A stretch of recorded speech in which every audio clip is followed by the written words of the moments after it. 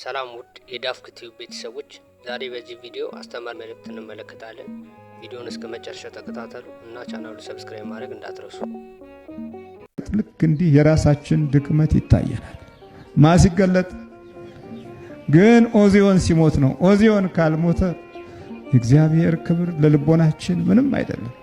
እንደውም ደፋሮችና ኩሮች ጉልበተኞችና ኃያላኖች ሆነን ከእግዚአብሔር ጋር ለመዋጋት እንሞክራለን፣ እንፈልጋለን። የታለ መገለጡ እንላለን። ያኔ በ60ዎቹ ዘመን የነበሩ ደፋሮች ዛሬ ይማቅቃሉ። የደከሙለትና የተቃጠሉለት የሮጡለትና የማሰኑለት አብዮት ምንም አመድና ዶግ አመድ ሆኖ ቀረ። በጽሁፍ ምሁራኖች የደከሙለት ስንቱን ጋዜጣ ስንቱን መጽሐፍ የደረደሩለት ዘመንና አብዮት በጭንቅላቱ ተከረበተ። ምንም ዋጋ የለውም። አየ ድካም ከንቱ ሲሆን ኦዚዮን ሲሞት እግዚአብሔር ክብር ይጀምራል። በመሐከል የሚያልፍ ጊዜ ብዙ አለ። ያ ያሳለፈው ጊዜ ግን ትዝ አለው ኢሳይያስ። እኔ ከሁሉ በላይ አለ ከንፈሬ እርኩስ ነው አለ። ለምስጋና ያልተዘጋጀ ለክብሩ የሚሆን ቃል ያላወጣ አመፀኛ ነኝ። ህዝቡም በራሱ ታየው፣ ህዝቡም ላይ ታየው። ስለዚህ በዚህ ክፉ ህዝብ መካከል መገኘቴ እና የእግዚአብሔርን ራእይ ማየቴ እድሜ ማጠሩ ነው ብሎ ጮኸ። እግዚአብሔር ክብሩን ሲገልጥ እኮ እድሜ ለማሳጠር አይደለም። እንደ ሰውኛው አሰበውና በሱ ውስጥ ያለውን የኃጢአት ሚዛን ሲያስበው መኖር የማይገባው አይነት ሰው ሆኖ ታየው። ይሄ ለኔ አደጋ ነው አለ።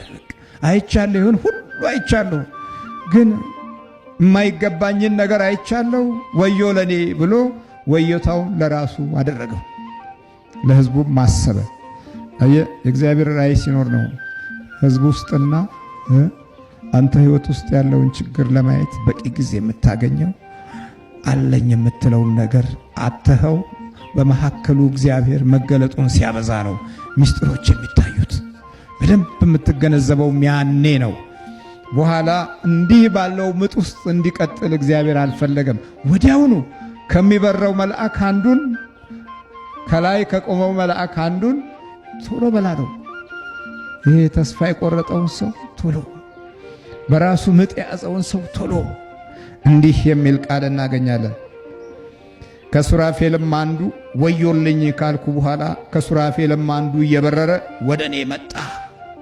ምን ሊያረገኝ ነው ብሎ እየደነገጠ በራሱ ኃጢአት ላይ ምጥ እያለ ሳለ እየበረረ መጣና እንዲህ የሚል ምስራች ሊነግረው ነው። እየበረረ መጣ። በእጁም ከመሠዊያው በጉጠት የወሰደው ፍም ነበረ። ፍም ይዞ መጣ ከላይ። የማፍም የእግዚአብሔር ፍም። ያ ፍም ኢየሱስ ክርስቶስ ነገ ቃል ሥጋ ሆኖ ጸጋንና እውነትን ተመልቶ በእኛ ለመኖር የሚወስነው የእግዚአብሔር አምላክ መለኮታዊ ኃይል የእግዚአብሔር ልጅ ቃሉ ነበር። ቃሉ ፍም ነበረ። በእጁ አልያዘውም። ሱራፌል አፍ ላይ ማለት ኢሳይያስ አፍ ላይ የሚያርፈው ኃይል ሱራፌል ራሱ መልአኩ በእጁ አልያዘውም። አያችሁ፣ በእጁ አልያዘውም። በምንድን ነው ያለው? በጉጠት ነው ያዘው። በጉጠት ይዞ እየበረረ ወደ እኔ መጣ። አሁን ኢሳይያስ እጅ መስጠት ብቻ ነው። ምንም ማድረግ አልችልም ብሎ ምጡ እንዳለ ነው። ከመሠዊያው በጉጠት የወሰደው ፍም ነበር። አፌንም ዳሰሰበትና እነሆ ይህ ከንፈሮችን ነክቷል፣ በደልህም ካንተ ተወገደ፣ ኃጢአትህም ተሰረየልህ አለኝ። አያችሁ፣ ያየው እንግዲህ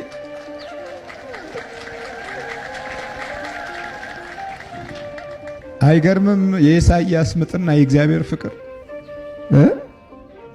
እሱ እኔ ልሞት በቃ አለ። የማይገባኝ ነኝ ወዮልኝ አለ።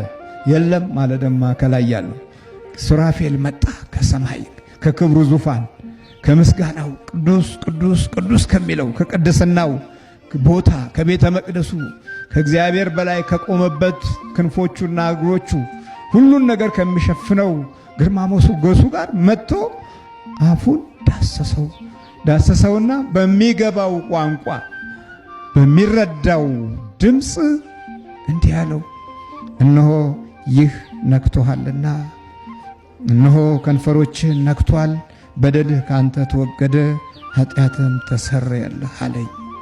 ከዛ በኋላ ሌላ ድምፅ ሰማ፣ እንዲህ የሚል ድምፅ፣ ጌታንም ድምፅ፣ ማንን እልካለሁ? አሁንስ ማንስ ይሄድልናል?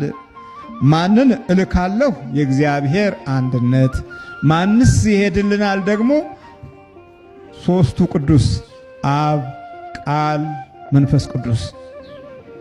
ሦስቱ ቅዱስ ወልድ ከመሆኑ በፊት ምን ነበረ? ቃል።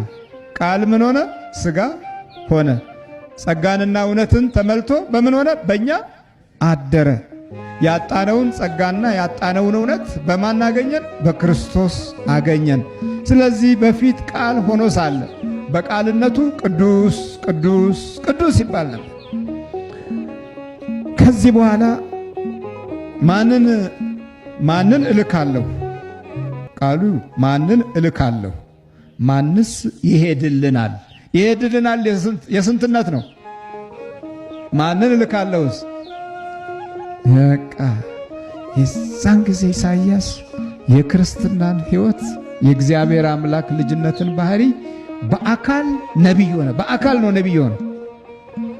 የአብ የወልድ የመንፈስ ቅዱስ መኖሪያ የመሆንን ጸጋና ምስጢርም ያያል። ገና ማንን እልካለሁ? ማንስ ይሄድልናል ሲል ማን ይበል? አሁን እንግዲህ ወደዚህ ክፉ ሕዝብ ማን ይሄድልናል ሲል ቶሎ አለና በፊት ኦዚዮን ልኮ የነበረ አሁንስ እኔ ለዘላለም ላንተ እኔ ላከኝ አለ። በቃ አሁን እኔ ላከኝ አለ። አልፈራም። የማያስፈራ ኃይል ስለለበሰ፣ የማያስፈራ ግርማ ሞገስ ስለታጠቀ እኔ ላከኝ ያለ። በቃ ማንም የሚልከው ሰው ሁሉ አጥቶ ነበር እግዚአብሔር። ስለዚህ እኔ ላከኝ፣ በቃ እኔ እገባለሁ አለ። ወደ ፈለክበት ቦታ ሄዳለሁ አለ። በፊት ስለ ኃጢአት የሞትኩ ነኝ ነው ያለው። አሁን ግን አንተ ልከኝ እኔ ልሙት አለ። በፊት የአመፃ ከንፈር ነበር የነበረኝ፣ አሁን ግን ያንተን የሚናገር ከንፈር ይሆናል አለ። አቤት አቤት! እኔን ላከኝ የሚል ጎበዝ የሆነው መጀመሪያ አንደበቱ አፉ ስለተቀደሰ ነው። ስለዚህ ጆሮው ቅዱስ ነገር ስለሰማ ለቅዱስ ሥራ ለቅዱስ ዓላማ እኔን ላከኝ። የእግዚአብሔር ይቅርታ በህሊናችን ውስጥ ከሌለ ስለ እግዚአብሔር አንናገርም። ምንም አንናገርም። ምንም ዓለም ብዙ ስትዘበራርቅ ምንም መልስ አንሰጥም። ለምን? ያው በድንግዝግዝታ የአመፃ ከንፈር ውስጥ ስለምንኖር ምንም መልስ መንሰጥ አንችልም። አሁን ከዛ በኋላ እነሆ እርሱም ሂድ፣ ይህን ሕዝብ መስማት ትሰማላችሁ፣ አታስተውሉ፣ ማየት ታያላችሁ፣ አትመለከቱም በላቸው። በዓይናቸው እንዳያዩ፣ በጆሮአቸው እንዳይሰሙ፣ በልባቸውም እንዳያስተውሉ፣ ተመልሰውም እንዳይፈወሱ የዚህን ሕዝብ ልብ አደንድን፣ ጆሮአቸውንም አደንቁር፣ ዓይናቸውንም አጨፍን አለኝ። እያዩ ስለማያዩ እየተረዱ ስለማይረዱ ይሄን ሕዝብ ሄደህ ብቻ ንገራቸው። ግን እነሱ የሚጨፍኑ ናቸው፣ አይሰሙም።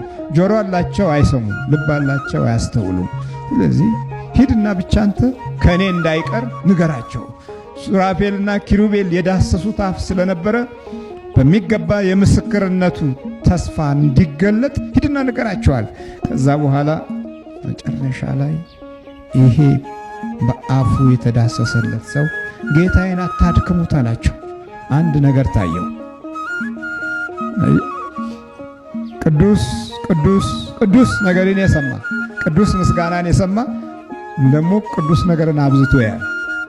ጌታዬን አታድክሙት፣ አምላኬን የምታደክሙ ስለዚህ ጌታ ራሱ ምልክት ይሰጣችኋል።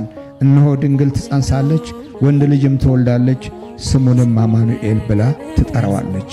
ክፉን ለመጥላት መልካሙንም ለመምረጥ ሲያውቅ ቅቤና ማር ይበላል። ሕፃኑ ክፉን ለመጥላት መልካሙን ለመምረጥ ሳያውቅ የፈራቸው የሁለት ነገሥታት አገር ባድማ ትሆናለች።